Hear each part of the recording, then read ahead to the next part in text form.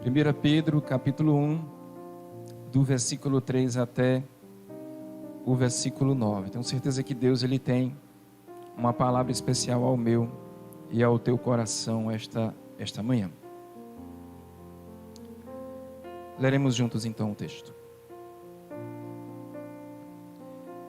Bendito o Deus e Pai de nosso Senhor Jesus Cristo, que segundo sua muita misericórdia, nos regenerou para uma viva esperança, mediante a ressurreição de Jesus Cristo dentre os mortos, para uma herança incorruptível, sem mácula, imacessível, reservada nos céus para vós outros, que sois guardados pelo poder de Deus mediante a fé, para a salvação preparada para revelar-se no último tempo.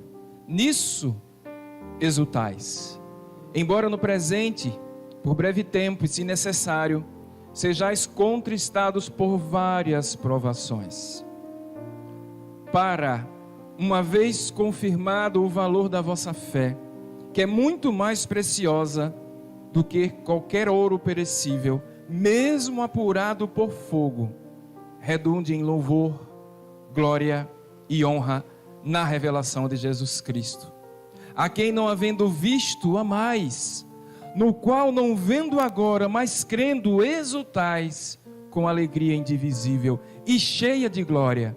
E por fim no versículo 9, obtendo o fim da vossa fé, a salvação da vossa alma.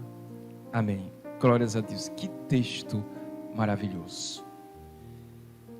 Hoje nós vamos meditar sobre essa viva esperança.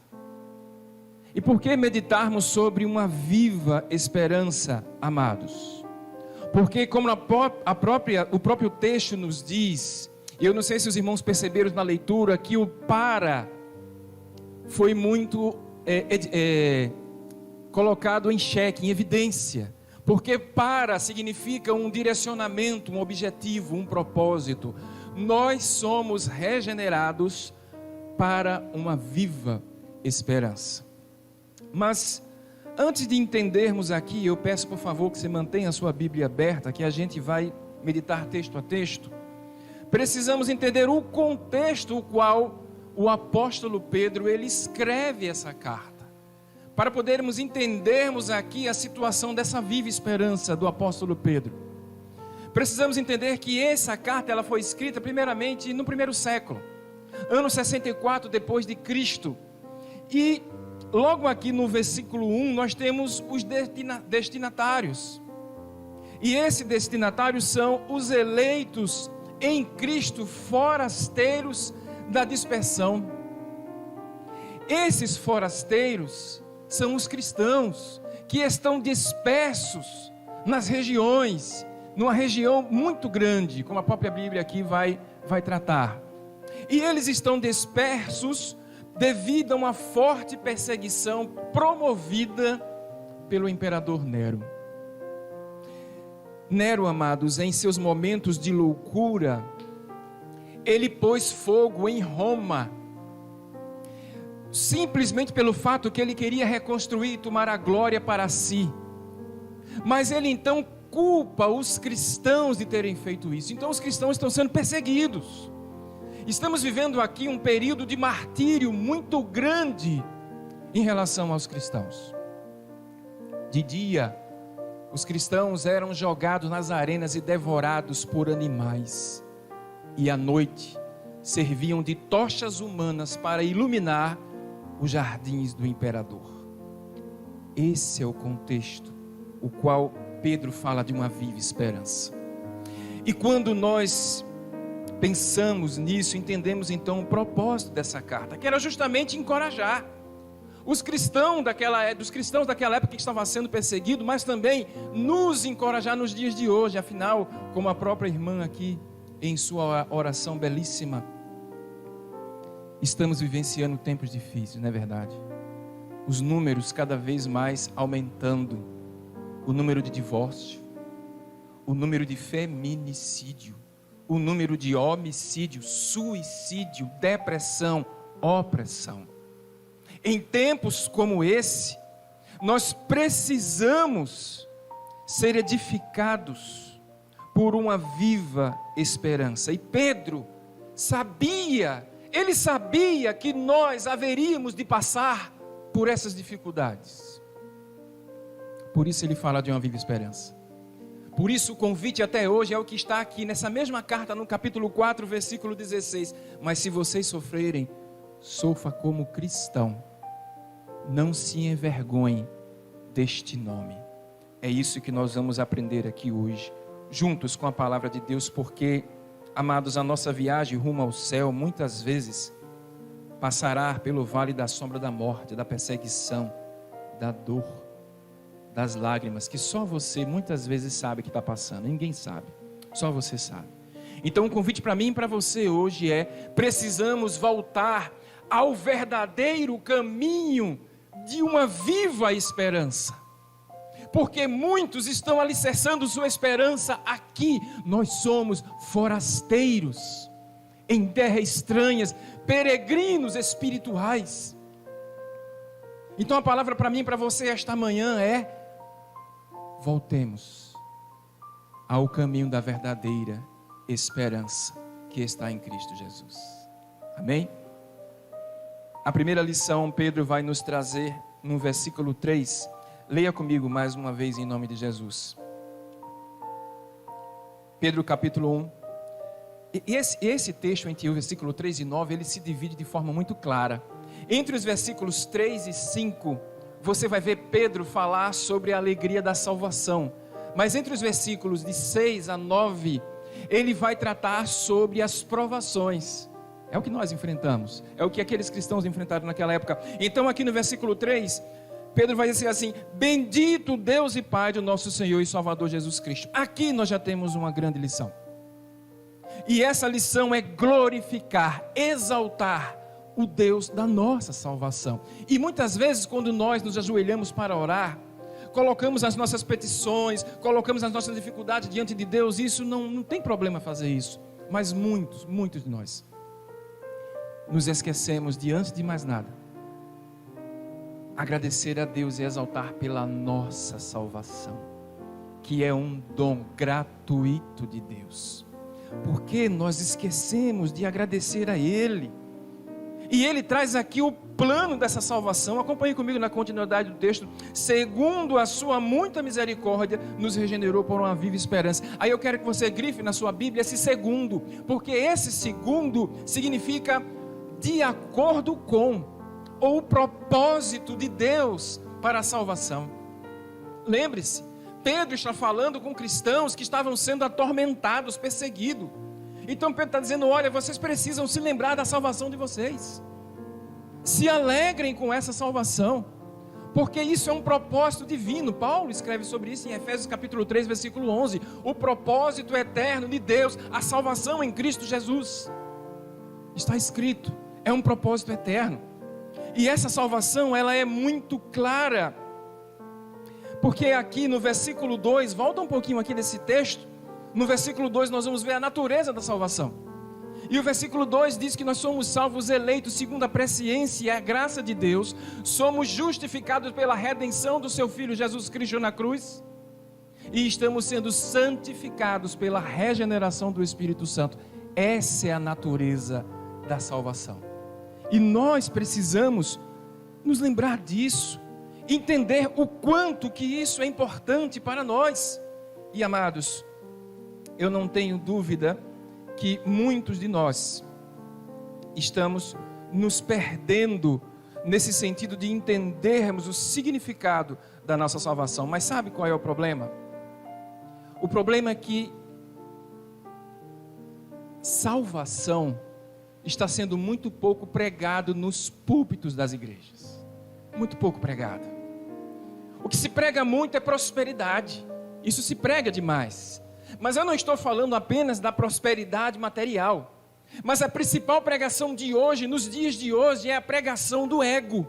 E sabe qual é a pregação do ego? Você é um vencedor, você vai vencer, você. As mensagens dos púlpitos estão virando antropocêntricas. O homem está no centro e Deus está afastado. A salvação é um dom gratuito de Deus. E Pedro está dizendo: alegre-se, vocês estão salvos em Cristo Jesus. Essa deve ser o motivo da nossa alegria. Essa deve ser o motivo da nossa esperança verdadeira. Mas ele vai dizer aqui, acompanhe aqui no versículo, ainda no versículo 3, quando ele vai dizer assim: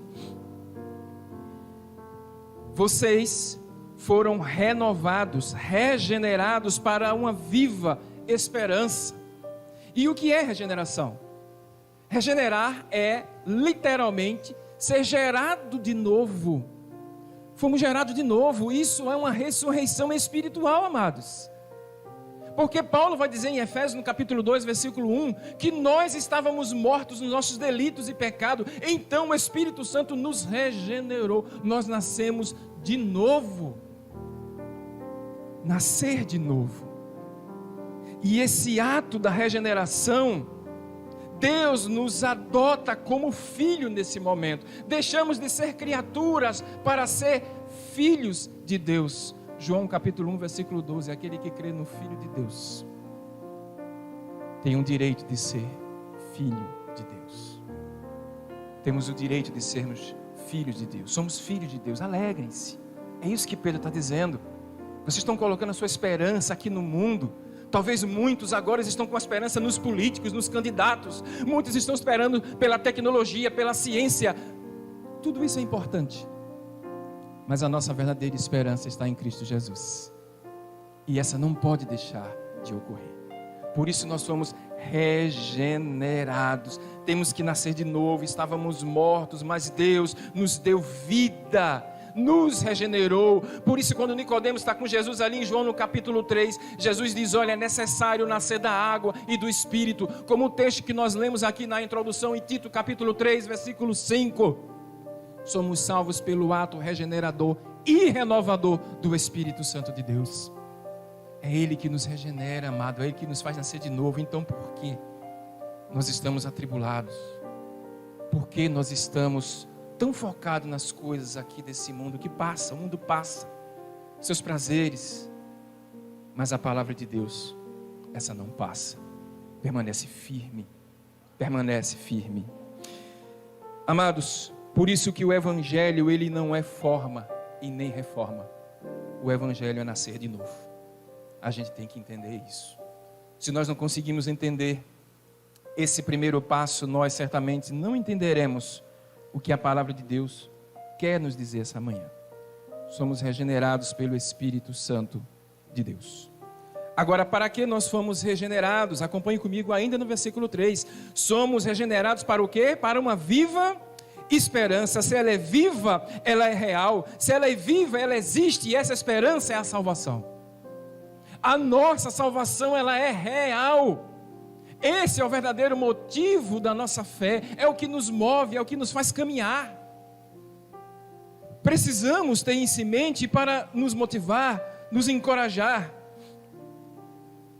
Mas, amados, eu gosto muito do texto que Paulo ele escreve, lá em Efésios, no capítulo 1, versículo 3, quando ele diz: o Deus e Pai, a quem nos tem abençoado com toda sorte de bênção nas regiões celestiais. Olha só. Nós estamos falando de algo que perpassa tudo que você pensa aqui na terra. Quais são esses tesouros celestiais que Paulo está falando e que Pedro está falando aqui? Ele está falando do céu, ele está falando da salvação, ele está falando de regeneração, ele está falando de glorificação dos nossos corpos, ele está falando da nova Jerusalém, que descerá do céu ataviada com o noivo para buscar a sua noiva. Isso é o que é o verdadeiro pensamento que nós devemos estar ligados. É no céu, somos cidadão do alto, forasteiro daqui da terra. Então por que tanto sofrimento? Por que tanta dor e lágrima? Por que fincar as nossas raízes aqui nessa terra? Tudo vai passar, amado, mas o céu não passará. Descerá do céu a nova Jerusalém, ataviada para mim, para você. É isso que Pedro está falando. Sabe o que é que Pedro está dizendo? Pedro está como que laçando o céu e trazendo para os nossos corações essa manhã. Assim como ele fez isso com aqueles crentes que estavam sofrendo, sendo perseguidos e atormentados. Eu não sei qual é a dificuldade que você está passando ou enfrentando, mas Deus está te dizendo essa manhã, o céu está sendo laçado e está sendo trazido para perto do teu coração. As provações e as aflições do tempo presente não há de se comparar com a glória que em nós será revelada. Foque nas coisas do alto, amado, nas coisas que vêm do céu, porque aqui o ladrão rouba, o ferrugem come, acumulais tesouro no céu. É lá que nós devemos estar ligados, no céu. Mas quando nós trazemos aqui para perto essa viva esperança, que ela é real, nós entendemos que só podemos passar pelo caminho do vale da sombra da morte quando eu tenho uma real e verdadeira esperança. É isso que Pedro está falando aqui. É isso que a Bíblia está nos ensinando, mas a gente esquece muitas vezes. Por isso há tantos divórcios, suicídios e uma série de coisas que está acontecendo nesse mundo. Crentes em Cristo alicerçando suas bases neste lugar, o qual somos forasteiros. Nós não iremos herdar essa terra. Nós iremos herdar o novo céu e a nova terra. E é isso que nós precisamos ter em foco no nosso coração. O nosso alvo é Cristo. O nosso alvo, ele é Cristo. Precisamos compreender isso para caminhar, amados, senão nós não vamos entender o que Deus está falando para nós. Por isso que eu gosto muito do texto de Apocalipse capítulo 21, não é? Do 1 ao 7. Não haverá dor, nem lágrima, nem luto, nem morte, nem pecado. Uma cidade preparada não por mãos humanas, porque o arquiteto dela é o próprio Deus. Então, por que tanto sofrimento com as coisas que passam aqui na terra? Somos humanos, passaremos por essas tribulações e provações, mas quando eu trago o céu para perto do meu coração, eu entendo que a minha esperança, ela é viva, ela é real, ela não morreu, terceiro dia ela ressuscitou. É tremendo, amados, a palavra de Deus. Ainda continuando aqui no versículo 3, vamos lá. Quando ele vai dizer para uma viva esperança, mediante o quê? A ressurreição de Jesus Cristo dentre os mortos. Olha aí, o motivo da nossa alegria, a ressurreição de Jesus Cristo dentre os mortos. Paulo vai falar isso, em Romanos capítulo 10, versículo 9. Se com o coração você crê, se com sua boca você confessa, mas o coração você crê que Jesus Cristo ressuscitou dentre os mortos, logo serás salvo. Ele vai dizer em Romanos capítulo 6 também, lá no versículo 5, se nós somos unidos semelhante à morte de Cristo, então semelhantemente à sua ressurreição, nós também ressuscitaremos em corpo de glória. Filipenses capítulo 3, versículo 20 e versículo 21, no qual onde nós aguardamos o nosso Salvador, que nos dará um corpo glorificado, semelhante ao de Cristo. Essa é a minha viva esperança, essa deve ser a tua viva esperança. E a gente não pensa nessas coisas. Sabe o que é receber o corpo glorificado de Cristo? É receber o caráter pleno de Cristo em nós, sem defeito, sem mancha, sem pecado. Será algo tremendo, querido. É isso que Deus está nos dizendo essa manhã. Será algo, você consegue vislumbrar isso? É tremendo demais. E ele continua aqui dizendo, não é? Eu gosto muito quando Paulo também vai dizer em 1 Coríntios 15, 17, se Cristo não ressuscitou, então a nossa fé é vã. Se Ele ressuscitou, nós também ressuscitaremos com o corpo de glória semelhante ao dele. Vamos passar para o versículo 4 aqui, nós vamos ter uma segunda lição que Pedro vai nos trazer. Ele vai falar sobre as características da nossa herança, da nossa salvação. Em primeiro lugar, ele diz que a nossa herança, ela é incorruptível. O que significa isso? Que ela é imortal, que ela não se corrompe. O mundo está corrompido. Não existe 1 milímetro deste mundo que não esteja corrompido, amados. Mas a nossa herança, que é a nossa salvação, o corpo glorificado, Nova Jerusalém, ela é incorruptível. E a Bíblia diz outra característica, ela também é o quê? Sem mácula. Significa sem mancha, sem sujeira. Que coisa tremenda. Por isso que eu gosto do texto de Apocalipse que diz que na Nova Jerusalém A praça será de ouro e de cristal. Sabe o que significa isso? A praça é transparente. Sabe que as praças são feitas negociações, principalmente aqui nesse tempo, negociações eram feitas nas praças. E muitos queriam ser maior do que os outros, mas na Nova Jerusalém é transparente, é tudo transparente, tudo é fiel e justo. Não há sujeira. E olha que coisa linda essa outra característica, porque vai dizer que a nossa herança, ela é imarcessível. Sabe o que significa isso? Significa que ela não murcha. Ela não é como uma flor, que é tão linda aqui, um botão de rosa, mas murcha. Mas a nossa salvação, ela não murcha. O mundo é que está murchando, mas a nossa salvação e herança não murcha, amados. É para sempre. E a última característica vai dizer que a nossa salvação está reservada no céu para vós outros. Sabe o que isso significa? Que ela está guardada, reservada, que começa aqui na terra, na regeneração, e termina na glorificação, até o céu. E quem vencer, diz a Bíblia, ele dará a coroa da vida eterna. Vamos caminhando para o versículo 5, porque nós temos aqui uma terceira e grande lição. Não só a nossa herança está guardada, mas eu quero que você grife no versículo 5, que nós também, os salvos em Cristo Jesus, estará também guardado pelo poder de Deus, mediante a fé. Aí deixa eu dar uma pausa aqui.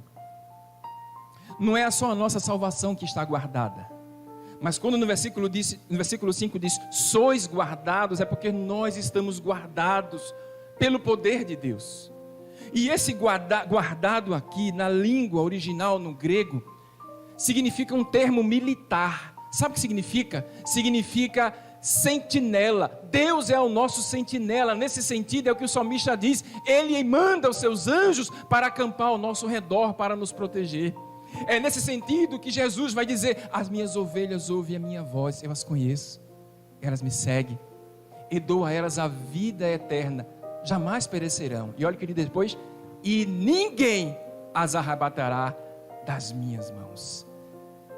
Alegre-se, igreja, você é guardado pelo poder de Deus. Nada pode tocar na tua alma, nada pode abalar a sua fé.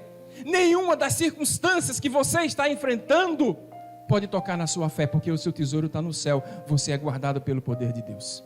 Agora, quando o texto aqui vai dizer, acompanhe comigo, sois guardados pelo poder de Deus mediante a fé para, o objetivo aqui, para o direcionamento, a salvação que está preparada. Que salvação é essa que está preparada? A glorificação.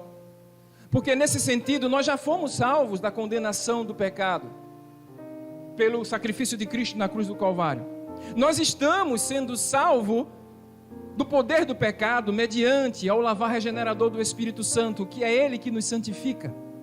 E nós seremos salvos nesse sentido, na salvação que está preparada da presença do pecado. E aí vem a glorificação. É por isso que lá não vai ter mais pecado. A gente está longe disso, ó. Não tem pecado. O pecado vai embora. E não tem coisa melhor. A maior tragédia da humanidade, sem dúvida, está em Gênesis no capítulo 3, quando o pecado entra no mundo e as suas consequências. Mas a Nova Jerusalém não vai ter pecado. E isso é maravilhoso.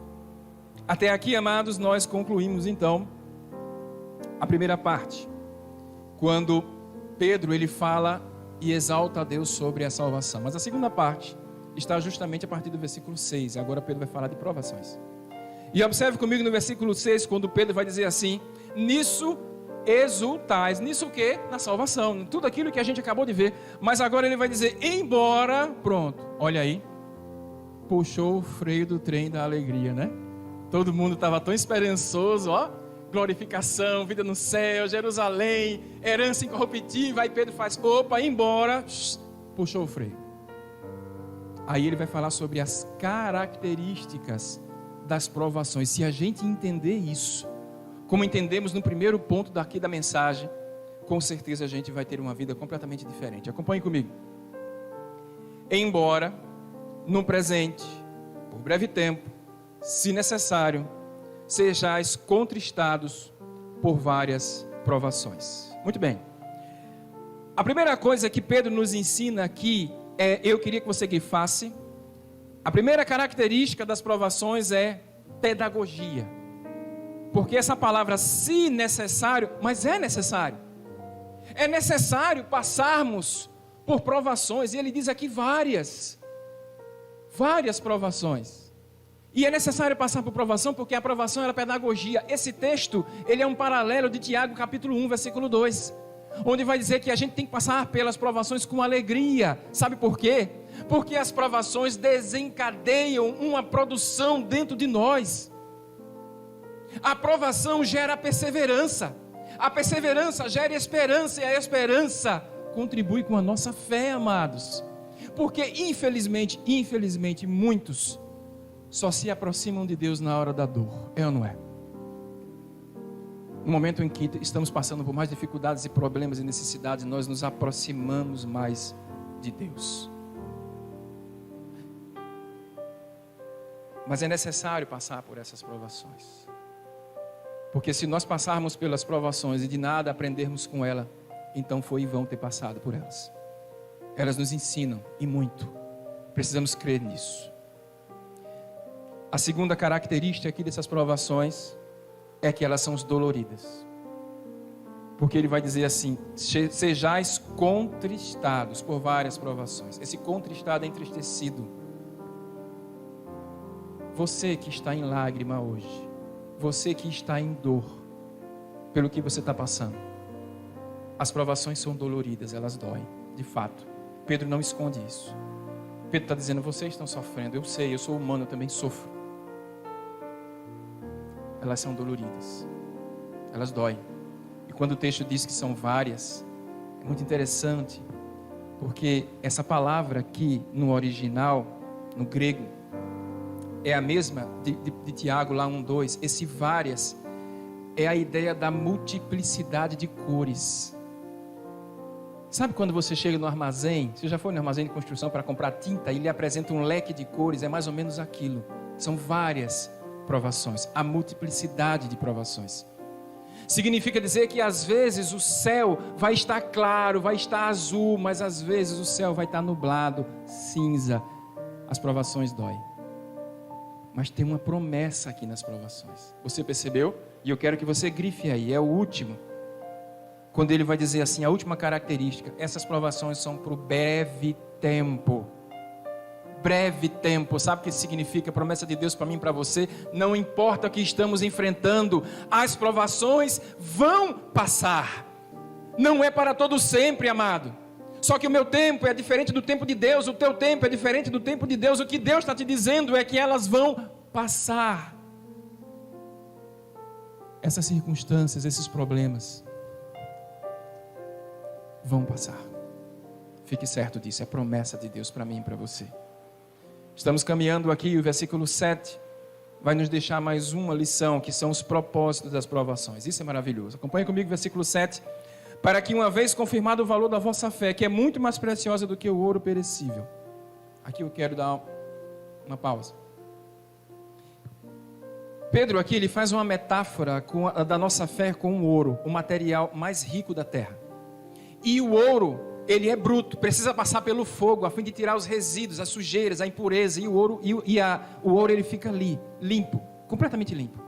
Então Pedro está dizendo: olha, a nossa fé precisa passar por esse fogo também. É o fogo das provações, das tribulações. E esse fogo, quando passa pela nossa fé, vai tirando as impurezas, vai tirando a nossa incredulidade, a nossa falta de persistência, a nossa ideia de conviver com este mundo e crer que a nossa esperança está nele. Então precisamos do fogo para limpar. E quando isso é feito, Pedro vai dizer que a nossa fé, em comparação com o ouro mais precioso da terra, é muito maior, muito maior. É incomparável.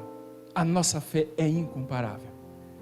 Então ele vai caminhando aqui para o fim, no versículo 8, e eu queria ler com vocês aqui.